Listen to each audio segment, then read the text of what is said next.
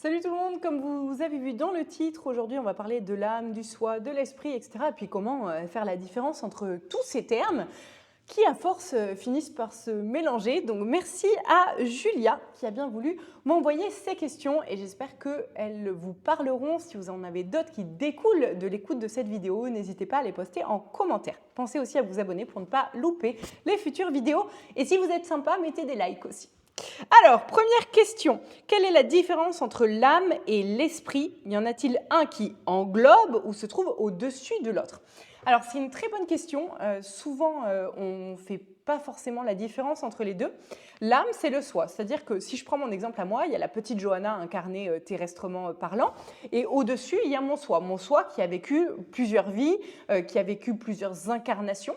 Et mon esprit, ça va être ce qui est lié à ma tête, donc la partie de moi qui va persister quand je vais sortir de mon corps, qui va réfléchir quand elle n'est pas revenue encore au soi. Donc si je devais vraiment donner une temporalité et le mettre sur une ligne, je dirais qu'il y a le corps physique, l'esprit qui est plus au niveau de la tête, qui est plus dans la réflexion, et le soi qui lui est dans le ressenti et pas la réflexion. Où se situe le soi? Comment se définit-il? Est-il un synonyme de l'être? Et sinon, qu'est-ce que l'être? Alors, où se situe le soi? Le soi, c'est un bout du un. Je vous refais succinctement l'explication de Dieu et du un que j'avais eu il y a un petit bout de temps et que j'avais trouvé vraiment hyper pertinente. En fait, le un, c'est l'énergie de vie, c'est la matière, et Dieu est l'antimatière. J'aime bien ramener ça à l'ovulation et la fécondation. Admettons que l'ovule, c'est le 1, que le spermatozoïde qui vient féconder l'ovule, c'est Dieu, et que l'un sans l'autre n'existe pas. On a besoin de l'ovule et du spermatozoïde pour créer la vie. Il y a besoin du 1 et de Dieu pour créer la vie. Le 1 et Dieu sont des énergies, j'allais dire opposées, mais ce n'est pas juste, je vais dire complémentaires. Donc, il y en a un qui est la matière, et l'autre qui est l'antimatière. Tout comme dans les atomes, l'atome c'est du vide avec un noyau, c'est l'entièreté du vide et du noyau qui forment l'atome, et bien le noyau serait le 1, le vide qui constitue le reste de l'atome serait Dieu. Et donc il y a besoin de ces deux-là pour pouvoir constituer la vie. Et donc l'âme est un bout du 1, donc de la matière. On est tous, personnes incarnées, des bouts de 1. On n'a pas tous la même densité et la même quantité de 1 à l'intérieur de nous.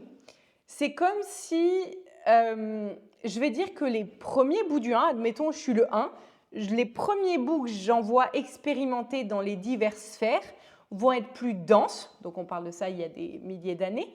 Si on part du principe que le temps existe, bien sûr, je vous renvoie à ma vidéo que je vous mettrai ici où le temps n'existe pas.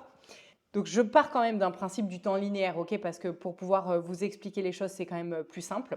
Les premiers bouts d'âme que j'aurais envoyés auraient été plus denses parce qu'il y avait besoin d'expérimenter de façon plus dense la matière. Même si moi je suis matière, je vais m'auto-expérimenter à l'extérieur de moi. J'envoie des bouts de moi pour pouvoir oublier que ces bouts-là oublient qu'ils sont moi et reprendre la conscience de qui je suis à l'extérieur de moi. J'espère que ça sera assez clair.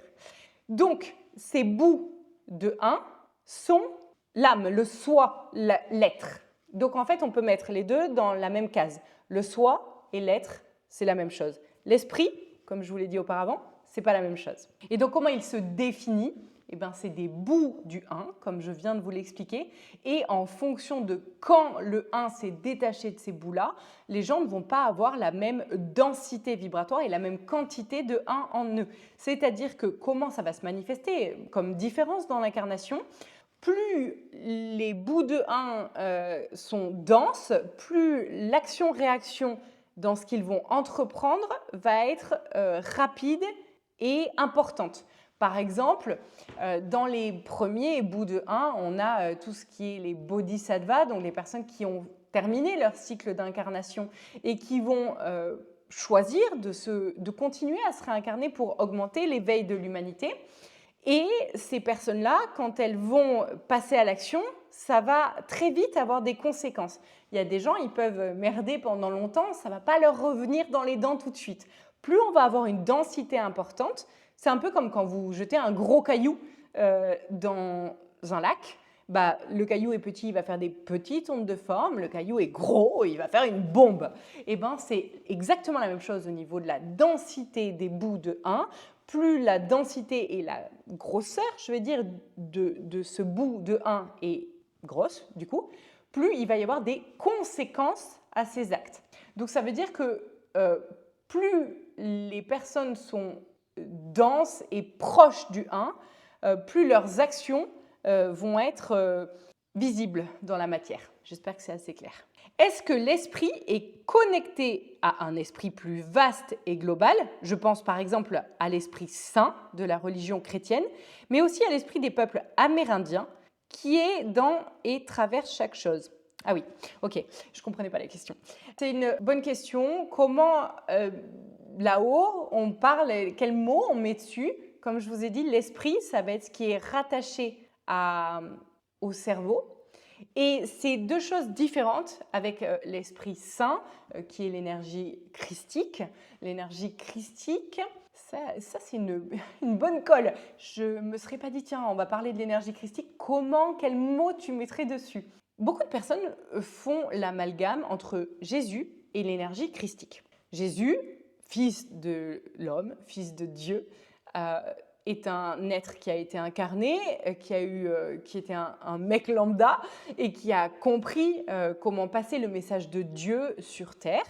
Et l'énergie christique s'est incarnée dans Jésus. Deux choses différentes. Beaucoup de gens me disent, oui, non, mais l'énergie christique, c'est tout le monde. Oui, c'est vrai. L'énergie christique peut s'incarner dans n'importe qui. Et elle n'est pas venue dans Jésus que parce qu'il était Jésus et elle n'est pas que dans lui. Il y a d'autres gens qui ont eu l'énergie christique, genre Bouddha, par exemple. Néanmoins, tout le monde n'a pas été Jésus, parce que souvent, il y a des gens qui disent que tout le monde a été Jésus. Non. Jésus, c'était un mec qui a été incarné à ce moment-là, qui s'est réincarné par la suite, etc. Mais c'est une personne. Alors que l'énergie christique, je vais dire que c'est l'énergie d'amour inconditionnel et qu'elle trouve sa place dans les personnes qui laissent assez d'espace dans l'alignement cœur, parole, acte pour pouvoir se matérialiser dans l'être parce que l'alignement est assez bon pour que le tuyau soit… Je vous parle du tuyau dans ma formation Sententiae, où en fait, quand on est un canal, on est comme un tuyau. Et en fait, si ce tuyau est dégueulasse, l'eau ne peut pas couler au travers. Et l'énergie christique, donc l'amour inconditionnel, ne peut couler que dans un tuyau propre. Donc en fait, cette énergie va trouver sa place dans les tuyaux qui ont été assez nettoyés pour qu'elle puisse y trouver sa place. Et donc, l'Esprit Saint, pour moi, c'est l'énergie christique. Et l'esprit des peuples amérindiens, qui est en et dans toute chose, pour moi, c'est Dieu. Et donc, en fait, c'est un autre terme qu'il donne à Dieu, mais en fait, c'est Dieu, de mon point de vue et de ce que j'entends. À quoi notre cœur est-il principalement connecté? Ça dépend qui. Quel est son rôle en relation avec ces autres parts de nous? Alors, en vrai, le cœur, c'est pas pour rien qu'on dit que c'est le siège de l'âme, donc du soi, de l'être. Quand on se reconnecte au cœur, ça je vais l'expliquer d'ailleurs ici parce qu'il y a beaucoup de personnes qui me disent, dans les formations par exemple, qui me disent « tu dis se centrer dans le cœur, mais c'est quoi se centrer dans le cœur ?» Moi, pour me centrer dans le cœur, quand je suis dans ma tête, j'entends des « oui mais ». Genre, je vais avoir envie de passer à l'action pour un truc et ma tête va me dire « oui mais ». Là, c'est la tête qui reprend le dessus. Alors que la joie que j'ai ressentie dans mon cœur à la base, c'était ça, être centré au cœur.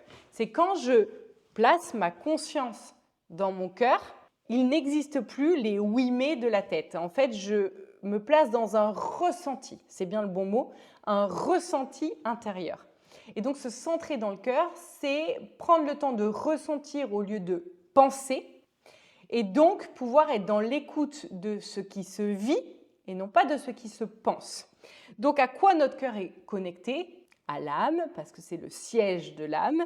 Et quel est son rôle en relation avec ces autres parts de nous? Eh bien, notre rôle de la tête, normalement, c'est d'être au service du cœur. Et son rôle au cœur, c'est donc de nous permettre la reliance à l'âme et donc au soi et donc au fait d'être un tuyau propre qui peut être bien aligné avec en haut et donc avec le 1, avec Dieu, avec tout ce qui est, tout simplement. Voilà, merci à Julia. C'était pareil, hyper intéressant. J'aime vous amener des questionnements comme ça et répondre à vos questionnements du coup. Donc merci profondément de vos questions. C'est vraiment intéressant et j'espère que ça sera assez compréhensible parce que des fois c'est clair dans ma tête et pas forcément quand je le dis. Donc s'il y a des choses que vous n'avez pas compris, n'hésitez pas à poster les questions en commentaire. À très bientôt.